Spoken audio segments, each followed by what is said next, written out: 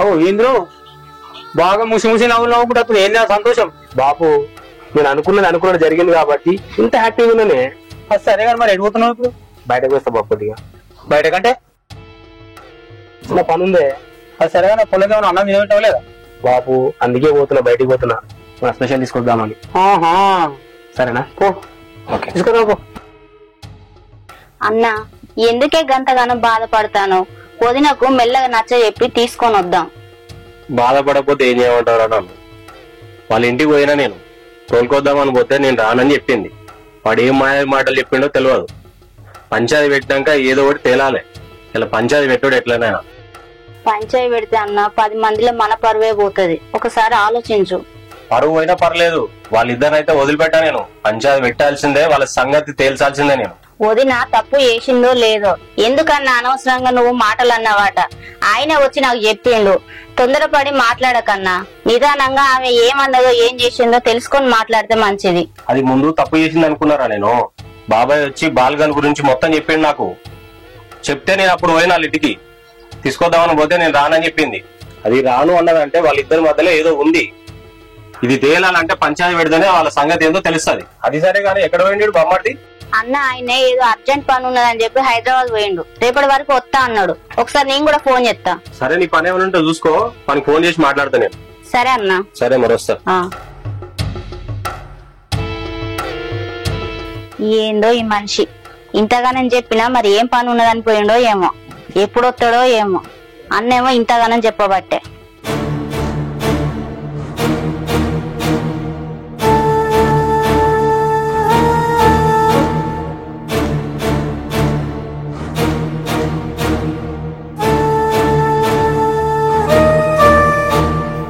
Madam నేను ఏమో అనుకున్నాను గాని నేనంటే మీకు కూడా చాలా ఇష్టమే ఉందిలే మేడం. అవును మేడం, నిన్న రమేష్ గారు వచ్చి రమ్మని చెప్పగానే నేను రాను ఇక్కడే ఉంటా అన్నారు చూడండి. ఏం ట్విస్ట్ ఇచ్చారు మేడం. అది ఈ ట్విస్ట్ ఇప్పటి వరకు ఏ సినిమాలో కూడా చూడలేదు మేడం నేను. కానీ మీరు నేను రాను పో అనగానే పని ముఖం మేడం ఎట్లయింది తెలుసా? మారిపోయింది మేడం. కానీ నాకేటప్పుడు ఇచ్చన వచ్చింది మేడం. ఇక నన్ను కొంచెంసేపు ప్రశాంతంగా ఉండనిస్తారా? Okay okay madam. మీరు వాడిని మర్చిపోవడానికి ఆలోచిస్తున్నారంటే నాకు అంతకంటే ఇంకేం కావాలి? ఓకే ఓకే మేడం, మీరు ప్రశాంతంగా ఆలోచించండి. ఓకేనా? Okay okay.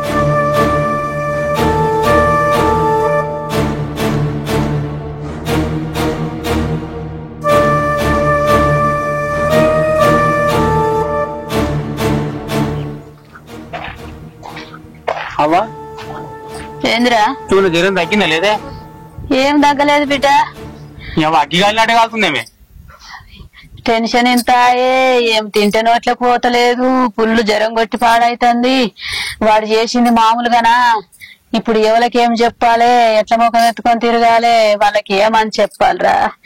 వశమైతలేదు. తగ్గట్లేదు జ్వరము.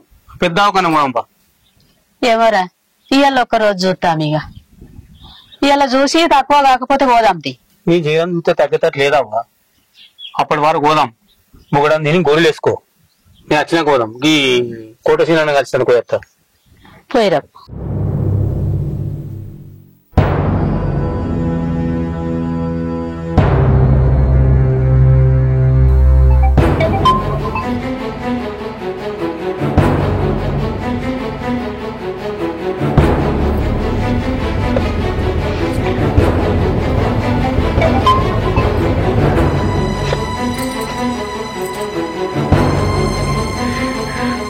ఏంటి పదే పదే ఫోన్ చేస్తున్నాడు?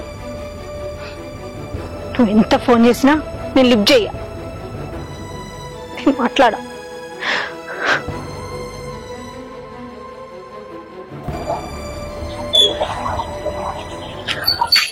ఏటో పోతున్నా తమ్ముడు? ఈ కోటసీన దగ్గర పోతానక్క. మరి అవుగాని అది నీ కొడుకు గట్నేనా లగ్గం చేసుడు? పిల్ల తల్లిని చేయకపోయినా ఇంకా?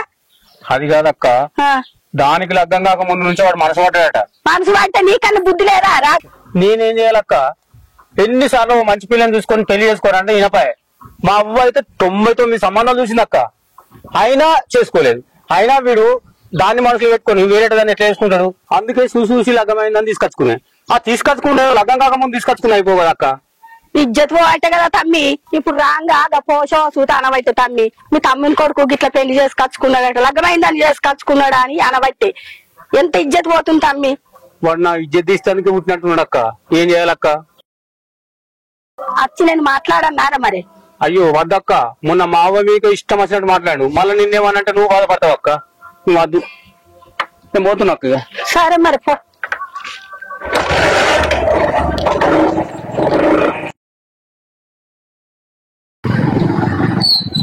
అక్క నీకోసం వస్తున్నా నేను. నా కోసం ఎందుకురా? నీ కొడుకు రమేష్ అని పిల్లని ఎత్తుకొచ్చినట్టు కదా, ఊరు పెద్ద మనుషులు అందరూ కలిసి పంచాయతీ పెడమన్నారు.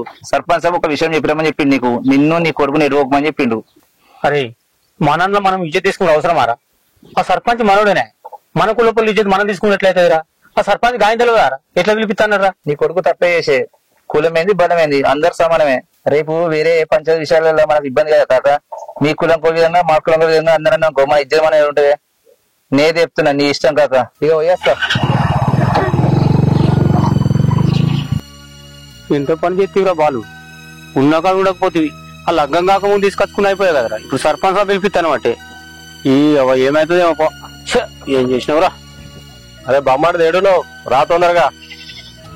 ఇలా వాని మీద మీ అక్క మీద పంచాయతీ పెట్టిస్తున్నా. ఇవాళ ఏదో ఒకటి తేలిపోవాలి, నువ్వు కూడా ఉండాలి. సరేరా, ఓకే మరి. అన్న అందరికి చెప్పొచ్చిన గంట వరకు వస్తా అంటారు, నేను పని ఉంటే చూసుకొని నువ్వు కూడా రెడీ ఉండు. వాళ్ళ తండ్రికి చెప్పిన ఇద్దరు తోలుకొని రమ్మని. తోలుకొస్తాడు, తోలుకొచ్చిన తర్వాత నువ్వు గట్టిగా మాట్లాడన్నా, ఏ విషయం అనేది మొత్తం తేలిపోవాలి. అది కాదురా, పంచాయతీ పెట్టాలన్నా పెట్టొద్దని ఆలోచన చేస్తున్నారా? ఏమైందన్నా అందరు చెప్పొచ్చినాక మళ్ళీ ఇట్లా మాట్లాడుతున్నావు? నా పిల్లని తప్పు చేసిందా, బాలుగాడు తప్పు చేసిందా అనేది అర్థమైతలేదు తమ్మి నాకు. ఇప్పుడు పంచాయతీలో 10 మంది 10 రకాలుగా మాట్లాడతారు. నేను ఎవరికేం సమాధానం చెప్పాలనేది నాకు అర్థం కావట్లేదు. అన్నా నేనైతే అందరికి చెప్పిన, ఆలోచించుకొని నాకు గంట వరకు ఫోన్ చేయి. సరే తమ్మి, ఫోన్ చేస్తాను. సరే.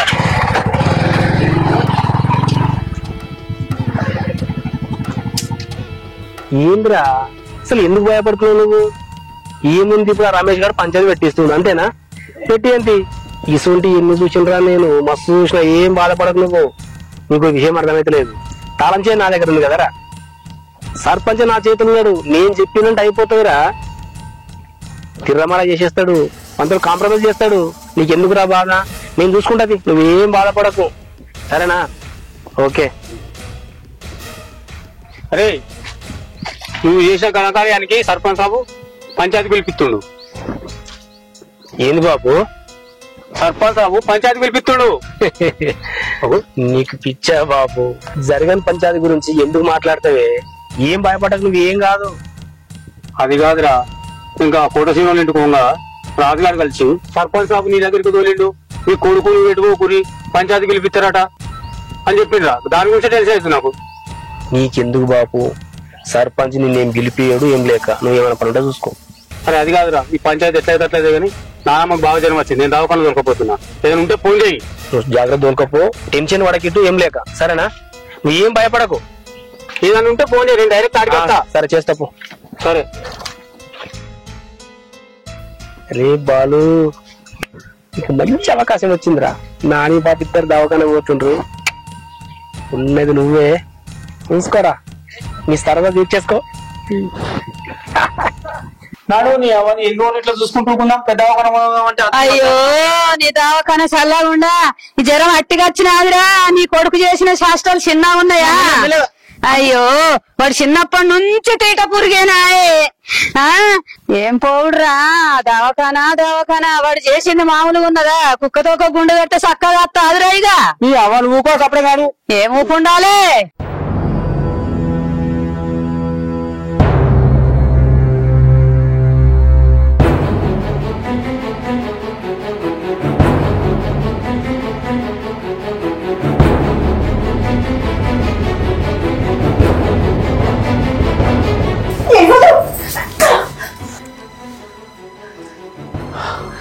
అదేంటి ఎవరే ఇష్టం లేదా?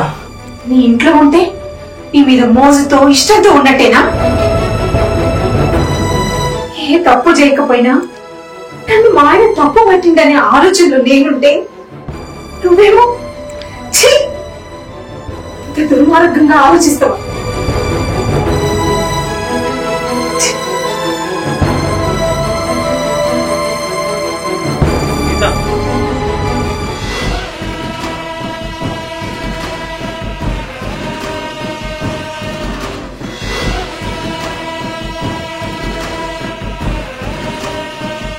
అయ్యో వదినా, ఏమైంది? దాన్ని అడిగితే అదేం చెప్తుంది? అసలు నా ఫ్రెండ్ గాని రారా నువ్వు? ఇంత మోసం చేస్తావా నువ్వు? వెనుకుండి వెన్నుపోటు పోవడం అంటే ఇదేనేమో. నేను నిన్ను మోసం చేసిన? ఏం మోసం చేశాను రా నిన్ను? రే నీ గురించి అంతా తెలుసు. మీ నాయన మొత్తం చెప్పింది నాకు.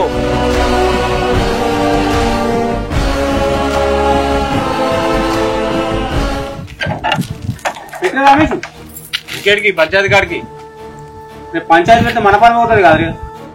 నేను కూడా అదే చెప్పిండే, కానీ మా అన్న అసలు ఇంటలేడు. ఎవరేం చెప్పినా వినేది లేదు. పార్టీలే పోదాం. ఆగ్రా, నేను చెప్పేది నువ్వు. పంచాయతీ పెడితే మన పరువే అవుతుంది. నా కొడుకు ఎంత లాగా నాకు తెలుసు. వాడు చాలా దుర్మార్గుడు. నిన్ను కావాలని దుబాయ్కి వెళ్ళి రప్పించి నీ భార్య మీద లేనిపో నిందలేసి మీరిద్దరు విడిపోతాడు చేసింది వాడే. ఎప్పటి నుంచో సీత మీద మనసు పడి కావాలని ఇదంతా చేసిండు. నిన్ను ఏదో కోపం మీద రాలేదు. ఇవాళ పోయి దోలుకొచ్చుకోపోరా, ఎందుకంటే ఎప్పటికైనా ఆడున్న ప్రమాదమే. సీత, వీని మాయ మాటలు నమ్మి నిన్ను అనుమానించినందుకు నన్ను క్షమించు. మన ఇంటికి పోదాం దా. ఏంటి క్షమించాలా? ఆ రోజు నేను ఎంత మొత్తుకున్నా, నేనే పాపం ఎరగను, నేనే తప్పు చేయలేదండి అని చెప్పినా వినకుండా నువ్వెవరితో అక్రమ సంబంధం పెట్టుకున్నావు చెప్పు చెప్పు అని వీని మాటలు నమ్మి నన్ను మెడ పట్టుకొని బయటికి గంటేసినావు. ఇప్పటికైనా నా మీద నమ్మకంతో రాలే నువ్వు. వాడి గురించి వాళ్ళ నాన్న చెప్పిండని ఆయన మాటలు నమ్మి నన్ను తీసుకెళ్ళడానికి వచ్చినావు. ఇదేనా నా మీదున్న ప్రేమ? ఇదేనా నా మీదున్న నమ్మకం? ఇప్పుడు వస్తే సరే, రేపు ఇట్లాంటి వాడు వచ్చి ఇంకేదైనా చెప్తే నన్ను వదిలేవని గ్యారంటీ ఏంటి? భార్యాభర్తల బంధం అంటే నమ్మకంతో ముడిపడి ఉండాలి. అప్పుడే ఆ బంధం బలంగా ఉంటుంది. ఇట్లా చెప్పుడు మాటలు విని నిందలు వేయడం కాదు, నిజ నిజాలేంటో తెలుసుకొని మాట్లాడాలి. సీత, నాదే తప్పు. ఇది ఒకసారి నాకు క్షమించు. మన ఇంటికి వెళ్ళిపోదాం దా. నీ భర్త తప్పు తెలుసుకొని వచ్చిండు, తీసుకెళ్తా అంటుండు. నువ్వు ఆయనతో వెళ్ళడం కరెక్ట్. ఎందుకంటే నా కొడుకు ఎంత దుర్మార్గుడో నాకు తెలుసు. అందుకే నేను వెళ్ళి నీ భర్తతో చెప్పాను నిజాలు. అమ్మా, నా కొడుకు చెప్పిందంతా కరెక్టే. వాడు పెద్ద లంగా. నువ్వు మంచిగా పోయి నీ భర్తతో సంసారం చేసుకొని మంచిగా బతుకు. ఏందే నానమ్మ, ఏం మాట్లాడుతున్నావు నువ్వు? ఏం మాట్లాడినరా? ఉన్నది ఉన్నట్టే మాట్లాడినా. అరే, ఇంకో మాట మాట్లాడితే నీ నాలుక చీరేస్తా.